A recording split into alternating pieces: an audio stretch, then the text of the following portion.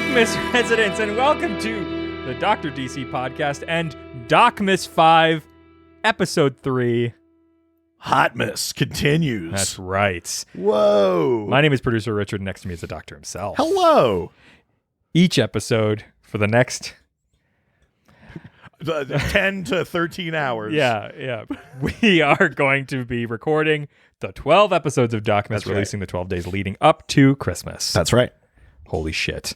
But before we start, why don't we jump into the Spice Gauntlet? Bum, bum, bum, bum. Oh, wow. You're getting there now. I'm finding a rhythm. Bum, bum, bum, bum. All right, let's... so this one we're actually into the actual Hot Ones sauces now. They use on Hot Ones. So That's this right. one is... The Hot Ones, the classic sauce, their own sauce. The First We Feast presents Hot Ones, the classic hot sauce, garlic Fresno edition by Heatonist. Ooh, interesting. So, all right. So again, we're doing an increasingly spicy wing each of the 12 episodes. Let's give these ones a go. I'm going to have to take a drink, but this is delicious. Mm-hmm. Oh, my God. Damn it. You tricked me into it. There's like little flakes in the sauce too. So the two previous sauces were more of like just a straight up sauce blend. This is actually like there's bits of stuff in it. Yeah, it's nice. Oh, shoot. We don't have...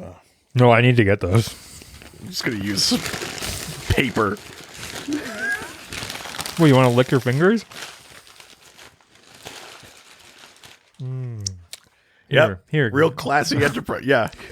Can you lick them for me? Yeah, I'll suck them dry. Jeez. Good God. Yeah, that was really tasty.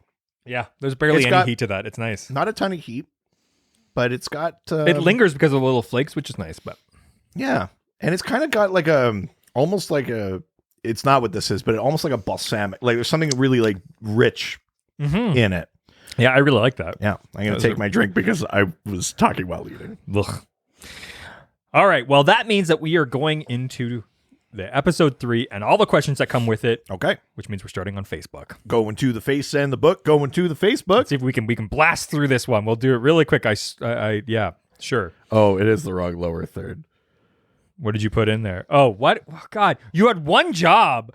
I was busy. I thought it was just a craft. It was an art form. You can't rush greatness. It takes until like 4 to 5 minutes into an episode. Jesus. This first question comes from Josh Hall, who asks, what's the deal with the freedom fighters? Oh, are you talking about the Legion of Freedom? No.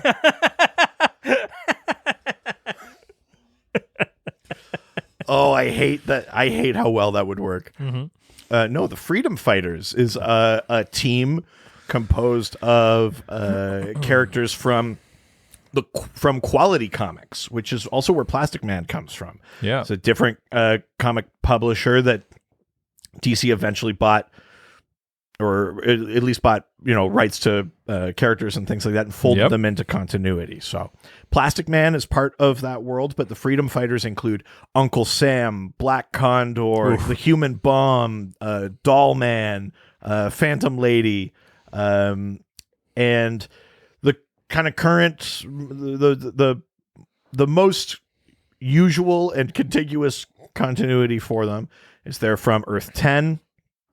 And on that Earth, the Nazis win the war. Yeah, the right way. Oh no! Oh no! And they take over the world, and so the Freedom Fighters fight back against the Reich. The current continuity has them fighting against like a Nazi Justice League and things like that. That includes Leatherwing instead of Batman. It includes Blitzen instead of the Flash. Instead of Rudolph. Overman instead of Superman. It's a pretty... There was a good Freedom Fighters 12 issue series that came out, I guess, 2 years ago now. That was really, really strong, really good. And then you can also see them in like Multiversity Mastermen, which was part of that series. And then the Freedom Fighters also had like main continuity counterparts, and we saw them like in Infinite Crisis. The Freedom Fighters get killed by by like the assembled bad guys in the Battle of Metropolis. Yeah. Bizarro kills the human bomb and stuff like that. But they're really cool characters with interesting powers. Human bomb can touch anything and make it explode. Uncle Sam is powered by the spirit of America. So if people don't believe in America, he ceases to exist. And if the belief... Santa Claus for America? Kind of, yeah. And the neat thing about that Freedom Fighters series is they propose that other nations have those too. And as the Freedom Fighters start to get success against the Nazis, the spirits of other nations are rekindled. So like Marianne in France like comes back to life. Wow. Like the idea that there are these kind of like national identity sort of spirits, it could be easily corrupted to like a bad sort of nationalism thing. But there's an interesting lore idea in there that's pretty cool. But yeah, that's the Freedom Fighters in a nutshell. Oh, this is me, the Freedom Fighters in a nutshell. Let me Come on. Damiana Dimmock also says, we need a Legion of Freedom t-shirt. Ooh. I don't know that I want a bunch of people walking around in Legion of Freedom t-shirts. I'm worried about the sort of people that would find those t-shirts and then find our show because of it. I'm not worried about you guys. I'm worried about the people that only see Legion of Freedom. Yeah. And go, yeah, that's great. I want one of those. Yeah, the proud people that support the Legion of Freedom. Specifically boys, I think, would like it. Proud boys. No, I think it's open to anyone. Yeah, famously. They're all very open to anyone. All right, well, let's leave Facebook and head on over to the Doc phone. Oh, bring. Oh, God, not this guy. Bring. Respond with text. Sorry, I'm in a meeting.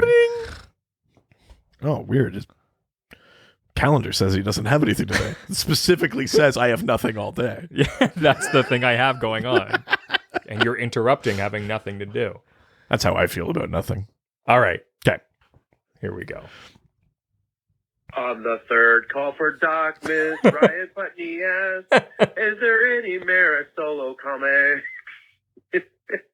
No, in all seriousness, yeah, I would just like to know, has Mara ever had a solo run? And if so, can you point me in the right direction? Thank you, and happy DocMas. Mira solo. Yeah, so Mira, the aquakinetic Zebellian, briefly Queen of Atlantis, romantic partner is Aquaman. Mira, to my knowledge, has only ever had one solo series, and it was relatively recently. It's like within the last couple of years. It was a six-issue series called Mira, Queen of Atlantis. It's basically right as she's taken on the role of monarch. It's pretty good as a series, but my issue with it is the best part of it is Orm, Ocean Master. Oh, really? Orm has an incredible arc in that series where he has like given up on Atlantis. He lives on the surface. He has a family.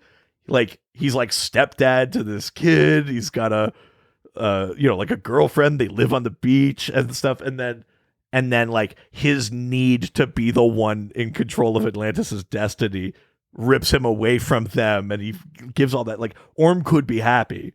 That's awesome. He has this incredible arc, but it's in the Mira comic, and it's like it kind of overshadows Mira's story in that comic, which is not as good or compelling. And so I'm sort of conflicted about it because I actually think the series is quite good. I think there's really interesting stuff that happens in there, but I'm not 100% convinced it's a great Mira book. But I'm pretty sure that is the only solo series for Mira. I don't think she's ever had her own, she has led storylines and things in other books, but I'm pretty sure that's the only time she's had her own title, is that Mira, Queen of Atlantis 6-issue series from, it could be like 3 years ago now because time kind of compresses for me. Yeah. It's but it's relatively recent. It shouldn't be too hard to find on Comixology or even in trade. That's awesome. Yeah, that'd be great. Yeah. I mean, that Orm story also sounds rad. So maybe just I think it's like one of the more compelling arcs for Orm. Yeah.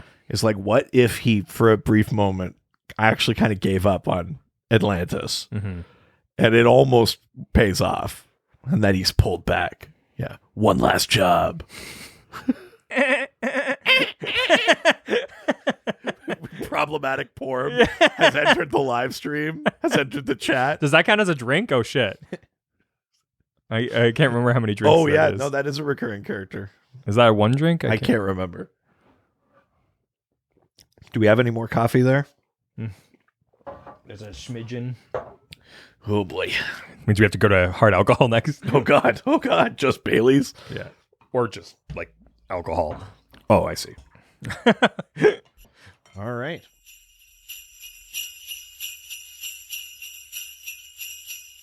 Ho, ho, ho, gentlemen. The holidays came early here at Manscaped, the leading men's hygiene brand. Manscaped just launched new products, including their all-new Ultra Premium Body Wash and 2-in-1 shampoo and conditioner. Ha, ha, ha, ha! It's time to give yourself, or someone who needs it, the gift of beautiful skin, hair, and balls this holiday season. Go to manscaped.com and use code DRDC20 for 20% off and free shipping. Thank you, Santa. Over to me. Jingle balls to the walls, fellas. Listen up, residents. Untrimmed pubes are a thing of the past, and now it's possible you have Santa's beard in your pants. My beard? Yes, your beard, Santa, could be in someone's pants. It's time to leave your significant other some cookies and milk at the bottom of your chimney. Oh, I love that at the bottom of a chimney. Yeah, I know, Santa, but we're talking about a different kind of chimney. Oh, I see what you did there. All right, I'm going to keep going with the copy, okay? I'm talking about the Manscaped Performance Package 4.0. I used to hurt my balls all the time, sometimes not even shaving. But not anymore. I don't have to worry about getting like nicks and snags and stuff like that anymore. It's, I think you're also like more inclined to want to, keep up your maintenance down there when you're not worried that like any day's your last. So inside the Performance Package 4.0, you'll find the signature Lawnmower 4.0. This is an electric trimmer, has proprietary advanced skin-safe technology to reduce cuts on your nuts. It's also waterproof, so you can use it in the shower. It's like a gift to your partner with less mess. The Manscaped Performance Package 4.0 also includes the Crop Preserver and Crop Reviver anti-chafing ball deodorant, moisturizer, and toner. It's time to keep your North Pole feeling and smelling fresh. My North Pole is like peppermint. Thank you, Santa. This hygiene bundle will also come with a pair of Manscaped anti-chafing boxers that'll keep your junk feeling fresh all day. It's the perfect package for your perfect package. I leave packages under the tree. Don't leave this one, Santa. That's called teabagging. Ho, ho, ho, ho. Good one. Ho, ho, ho, ho. Manscaped is going beyond the groin with their new Ultra Premium Body Wash. It's infused with aloe vera and sea salt to keep your skin feeling clean, nice, and moisturized. They also just launched their new 2-in-1 shampoo and conditioner, which has key ingredients with benefits that include hydrating, nourishing, conditioning your scalp, strengthening your hair at the same time. Tis the season to load up on Manscaped products. So get yourself, your dad, your brother, your friends, the best gift of all, the Manscaped Performance Package 4.0. You can get 20% off and free shipping when you use the code DRDC20 at manscaped.com. Every guy out there needs to add Manscaped to their wish list this season. So get 20% off and free shipping with the code DRDC20 at manscaped.com. That's 20% off with free shipping at manscaped.com. Use the code, Santa, you remember the code? DRDC20. Clean up your nuts and make Santa proud this year. Oh, I could never be more proud than if your nuts were shaved. Ha ha ha ha! Are you gonna fuck Santa?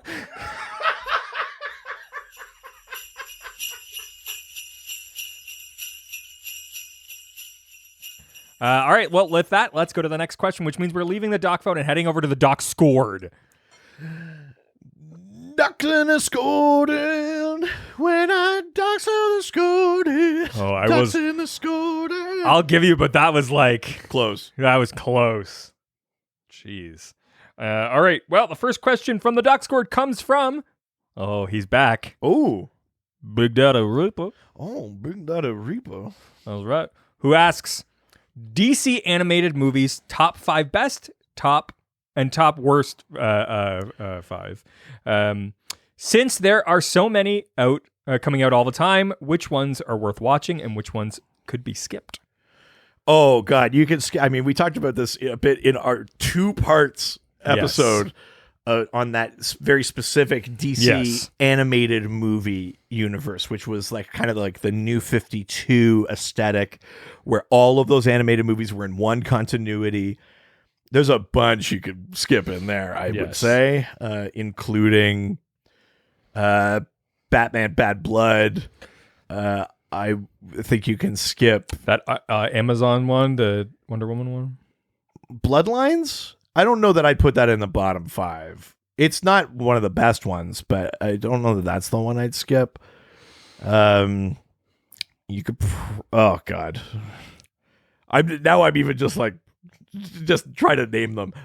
Batman versus Robin is fine, but kind of like a lot of them are Batman ones, and I think maybe that's part of the issue. New Frontier. New Frontier is not part of that, but New Frontier is a great DC animated movie. Throw that in a top 5, absolutely. Sure. I'd throw. What's your top 5? Top 5. So New Frontier, great one, absolutely. I'd throw in Under the Red Hood, adapting the Jason Todd story. Sure. That's a really solid one. Justice League Doom, which is an adaptation of Tower of Babel, where Batman's contingency plans are stolen and used against the League. That's a really good animated movie. Believe written by the late great Dwayne McDuffie. Oh wow. Those 3 are great. I really like Green Lantern First Flight. I think that's a really strong. What about Emerald Knights? Is that any good? Emerald Knights is good. I prefer First Flight, but Emerald Knights is also very good. And this is Trixie. All-Star Superman. Yeah, sure. Great animated movie. I just watched that with my daughter the other day, and then we were like driving her to school or home from school because of the time of day and the sun. We were like looking right at the sun because the sun's super low in the sky up here at this time of year, and she was like, Superman's in there fixing the sun. Wow. Which is like the thing from All-Star Superman, and I was like, it totally melted my heart. That's definitely a top 5 one for me. Jesus. I think I don't have as much experience with them as you do. I'd say my top 5 are probably like Gotham by Gaslight, Batman Ninja, the what's the Phantom? What's the first sorry, which one? The animated series one. Wait, no, I don't know what you're talking What's about. What's the animated movie from the actual animated series? Oh, like the movie. Yes. You mean the movie that Bruce went to? Yeah. Is that The Grey Ghost? No. I'm talking about from the animated series, or the spin-off movie from the animated series. Mask of the Phantasm. Mask of the Phantasm. Sorry, yes. I understand. That's a great one too. Oh shit, that didn't even make my top 5. Yeah. Oh damn. Yeah, I think that one. I gotta take doc phone drinks, I guess. Oh shit. Okay. I'll say Justice League Doom is fun. Doom is great. Yeah. That's one, and super. I like it better than Dark. Yeah, and very rewatchable. It's a nice, tight, 70-minute kind of animated movie, and you get a bunch of different villains. You get to see Mirror Master and Ma'ala Fa'ak and characters you don't always get to see. And I loved Year One. I thought it was really good. Year One's good. I liked Year One a lot. And that's got what's his face that played Gordon on Gotham as Batman, Ben McKenzie. Oh, really? I didn't realize that's who that was. Yeah, that's that one. That's awesome. Great one. All right, next question comes from Butt, who asks, do you ever go back and listen to old episodes of the podcast for nostalgic purposes? I don't. I know you do. I do sometimes. Or sometimes because I'm like, I know we've kind of covered this, and what do we actually... I don't want to double up the exact same points. Sometimes it's unavoidable, but sometimes I'll go back on I know we've covered this in a what episode, and I go back so that it's maybe I can expand on it, or I forgot to say something in a relevant episode. It's now's my chance to come back to that point. So I do that sometimes. I told you this morning And then the last couple of days, I've been listening to last year's DocMas just to kind of get in the spirit of things. And I got to episode 9 and 10 of last year's DocMas. And in episode 10, this is when we were doing more and more chicken nuggets each episode. And in episode 10, right near the beginning, there's like, out of like a minute and a half, there's like 50 seconds of silence. Because like we kind of just like, you hear some chewing, and then it's bad. And then I say, "Oh my god, there's so much silence," and then there's more silence. Like we're not even laughing; it's just we're just so sluggish from the volume of nuggets. So that's kind of funny. Yeah, I do sometimes go back and listen to them though, because also, I mean, I'm not listening to hear me talk about comics. I'm listening because it's like, oh man, there was like a really funny moment with a guest. Like I like listening to the one that we did with Connor Boyle. That's a good one. I think it's issue 165. That's Simon King, that episode. There's things like that where it's like, oh man, I remember that bit. I like listening to the one with Gabrus and Goss. How many times have you listened to that one? Oh yeah, a few. Maybe not recently, but yeah. There are ones I like to go back to. Maybe not for nostalgia, but just because they make me laugh. Yeah, for sure. Yeah. All right. With that, let's go to the last question from Crimson Raven. All right. Who asks, oh God, here we go. How do you organize your trades? By release date, publisher, character, binding? I mean, that's relevant. The short answer is it's always a little bit of all of them. Yeah. I don't think it makes sense for any one system to be the most hard and like fast. Well, and if you follow one system, it'll fuck up at some point. Totally. So, I mean, I'll speak to mine quick. Mine, I generally do alphabetically. However, when, let's say Batman, there's a lot of Batman trades. I know the Rebirth ones come after the New 52. So even if the titles of I put those in order and they're the Batman title. Detective Comics goes in D because it's detective. Sure. But again, there's a slight chronology, like publishing date thing there, as well as by title. There's also a thing where it's like sometimes you just need the story together. So like if you take like Sinestro Corps War, then the Agent Orange and things, and then, does Blackest Night make sense to go in B when really it comes after all those Green Lantern things? Right. I've had it both ways in my collection, and I kind of flip-flop, but right now Blackest Night is at the end of all of those because I'm kind of making the ramp up through the, War of Light kind of thing. Mm-hmm. So there's a little bit of that, and the binding thing is always a bit of an issue. But yeah, I think it's usually a combination. Yeah. So, as the doctor will notice, I've made some adjustments to my shelf already. So I ran into a problem very recently where I had more DC books than I had shelf space for. Yes. So I needed to sort of change some stuff. So then I now am going across the whole top. Before it was just one of these shelves, and I had sort of like DC on the top, and then the next row was Marvel. And then the problem was I got past the top shelf, and I was like, uh-oh.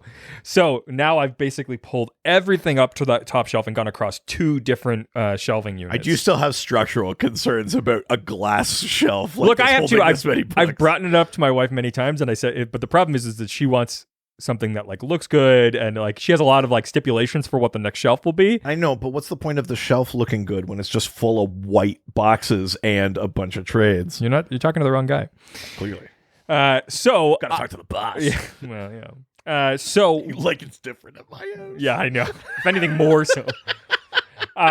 So right now I currently am going, and I don't care what anybody says. I'm going right to left. Crazy. Alphabetical. Insane. Yeah, because anybody who writes any language from right to left or anything different. That's not what I'm saying. It's funny. So or is it? So I'm going right to left. For the most part, I'm just going based on what my CLZ is actually showing me. So, just what order those things show up in. Yeah. Except for basically big event stuff, which I have in a separate section at the end. Right. That's sort of like your crises, your like doomsday, your like metal, sort of all the stuff that like will go together that are the stuff that in our Patreon episode we kind of deemed like the lore. Yes. Kind of stuff. All that stuff is together. Otherwise, for the most part, it's mostly just like alphabetical all the way to the right and left. The new thing that I recently had to do, and the doctor did as well, which is we got these like magazine holders. Yeah. And which has been a really big help. Had the issue of like, I'm sure people have had this too, where it's like your trades are heavy, normal bookend kind of things kind of don't do a good job. And if you take a couple of books out, the whole thing kind of, the weight problem of huge them. pain in the ass. So just getting these little magazine holders means now I can just take a section out or take one book out of it and it doesn't topple the whole thing. It actually makes it so that now I can have I have very deep shelves. So now I have 2 layers. So you can't see all of them, but I can pull a thing out and get at the ones behind. It's nice and easy. So I'm using my space better too now because of those. It's been a big game changer. What I've been doing is basically doing stacks of like loose books and then within the magazine holders. So that way it's easier to like move things around, because I was doing them like all next to each other, just magazine holders. And the problem with that is like suddenly you have to move one out and then you have all the next one have to get then moved, and it becomes a huge nightmare. But if you have gaps in between them, it helps a lot. And when I have things like, like those like the showcase collections, or I've got the Starman, one of the Starman compendiums. Yes, because you gave me the omnibus. Yeah, that doesn't go in one of these things. That's big enough; it can stand on. So I'm not taking up that space with those things. Sure, yeah. They just go between things. Yeah. So there, I have to sometimes fudge alphabetical a bit, because sometimes like Starman comes between the stuff that's in one of those things and the next one. So I just put it as close as I can. The one I'm struggling. So there's a little bit of like an alphabetization kind of thing, and that's just because of. It's kind of about the binding, but it's just because of like logistically, where's the stuff going to fit? I think I'm also struggling right now with like Batman/detective, because it's like there's a letter difference there, but I only have like 1 or 2 detective, and it's like, do we really need to put that in D? I actually don't have that many detective trades either. I threw them in D. But. Yeah, so I bet you did. Well, I want to make sure I have some D. Yeah. And then the binding thing is another thing I think that the two of us disagree on, which is like, for me, anything that basically is like thicker than a regular book, I'm sort of putting as a trade. If you can read along the side, it's a trade in my opinion. So. Yeah, I'm not fully like that. A lot of those like special anniversary books or things like that have that, I don't know what you call it, but that kind of like actual spine. Yeah. And a lot of those go in my boxes, but I basically put them all. A couple of comments here that I thought you'd appreciate. So from Jeff Whaley, I'm going to need to get me some magazine holders now. It's a game changer. Huge game changer. Definitely do that. I think it's worth it. A little question here from lovely Mrs. Long: is Richard left-handed? I'm actually right-handed. Yeah. Though the way you may be looking left on the thing. Yeah. There you go. And here's a comment from Crimson Raven, who asked this question. My hardcovers go on the bottom shelf due to shelf weight. Shelf weight is a huge thing. I got these big, like, kind of industrial shelves, but all my comics are in like a dedicated. It's like a big walk-in closet in my upstairs hallway, so it's kind of just become like the comic room. Yes. So it kind of doesn't matter what they look like or whatever. Like, it actually looks quite nice now, but they don't need to be like presentation shelves because it's in another room or whatever. I'm sure people in my house would feel differently if I had these big kind of like iron kind of shelves just out in the house. But, yes. Yeah. These are all glass shelves, and so it may be an issue one day. Maybe during this live stream. Yeah, right? Oh, God, that would be amazing. Is that one of your mystery segments? I somehow planned that? Ryan Pigeon says, right to left like a psychopath. No, it makes sense to me. There you go. I didn't even think about it. Like, it just felt right. And so that's why I'm doing it. Ugh. All right, well, that is the last question. Oh, my God. Which that time is now for our favorite game. Very succinctly worded. Yep. And now the time is right for the lower third that I put up too early. Can you guess the name of the character based on who someone who does not read comic books can describe that character to us? That's right. If you don't know how this game works, I send a photo of a DC character to my wife who does not read comic books, nor does she care for them. She sends back 4 clues describing what she sees. This year we did little things a little different. She just dictated them to me, so some of these are a bit more conversational as we go through, but okay. Here we go. And remember, if you guess it before I do on the live stream, you get a comic from our like collection of indie titles or and cool, duplicates. cool stuff, and we will personally devalue it for you by signing it. That's correct. So there you go. Are you ready for the 4 clues? I mean, I'm never ready, but yes, let's do it. First clue. COVID ready. Okay, so they're masked. They've got maybe just this kind of mask too. Red hood. No. Winter Soldier. I will be really disappointed if that'd be really weird. If someone here doesn't get it. Okay. This is one that everyone should get. Dr. Poison. No. Not Sandman. Wow. Oh, we got it. I was going to say, why are you ruling things out? No. Yeah. Someone wrote Static. Treasure. Or, Tim Fox Batman. Neither of those. Okay. Well, let's get another clue in there. Next clue. Big Banana. Big Banana. Not spoiler. It's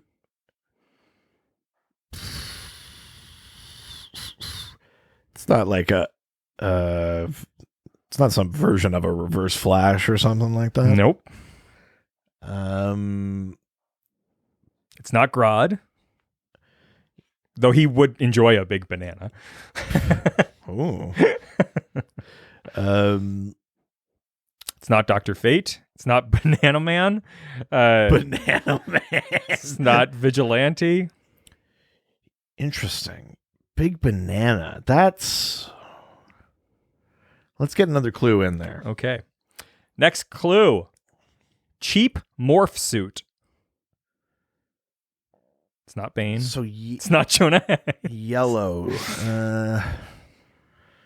God, who wears like all yellow?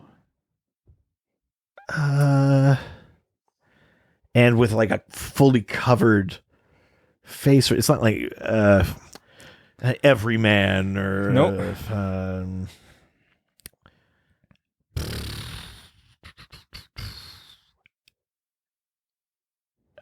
This is tricky. It's not Zoom. Not The Signal. It's not.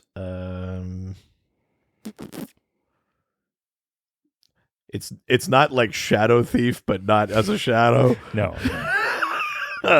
Do we need the final clue? Someone said Sportsmaster. No. Okay. I do want the final clue. Yeah. So, I think this is going to be the one that gives it away. Right. So it's really a race to the finish here. Okay. Just for Laughs Man.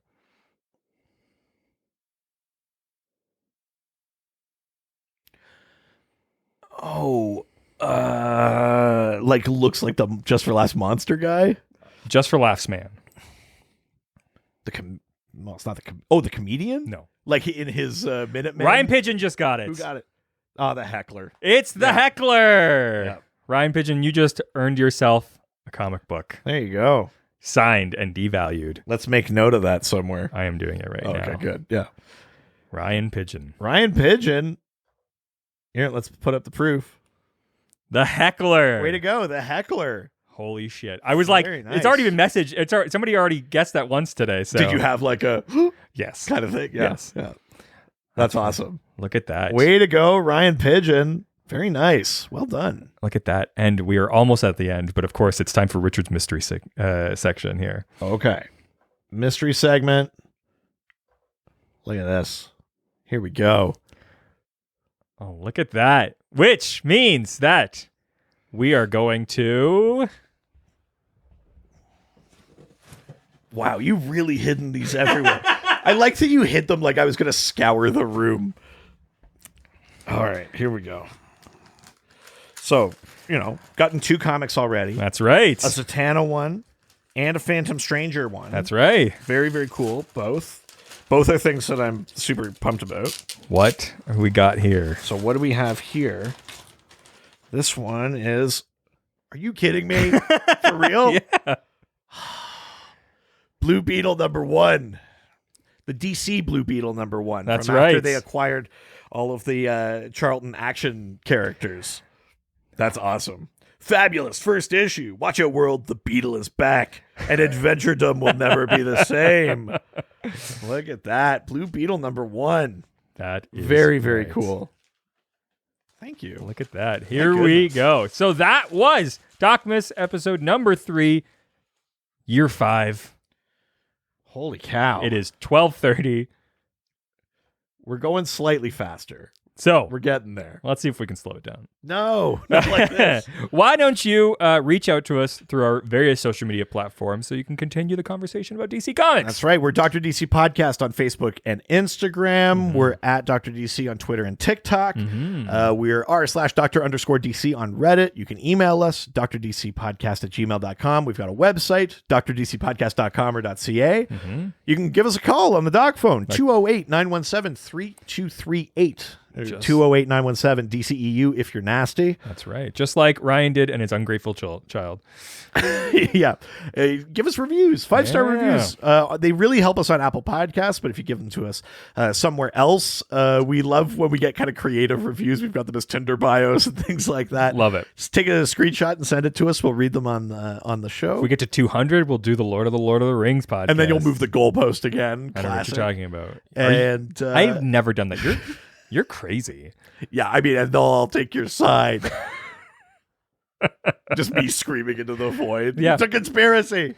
You can send us physical mail. Send us physical mail. 301 Hogue Street, Hoge Street in Whitehorse, Yukon, Canada. That's Y1A1V8 is the postal code. And you can send that to either Richard Eden or Reed Vanier. And if you want to continue the support, you can also subscribe to our Patreon. That's right. Patreon.com/DrDC. There's 3 different tiers. They all give you access to the Doc Squad, our awesome fan community, many of whom are here with us on the stream today, which is a ton of fun. That's right. And at the higher levels, you also get bonus episodes, videos, theme polls, all sorts of fun stuff that helps support us.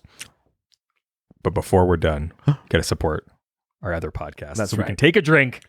Ghost Facers, a Supernatural rewatch. Each episode, we chronicle the similar episode of the Supernatural TV show. You really got to start writing this down. Yeah, we're going through every episode of CW Supernatural. We do real world monster lore, behind the scenes stuff about the production. We've had some cool guests. It's a ton of fun. We're in season 4 right now, chronicling the similar episode of each episode. So yeah, go check that out. Ciao, ciao. Adios. All the superheroes, they always fight for what is right. Live with danger and adventure, they are men of might. This was a Brain Freeze podcast.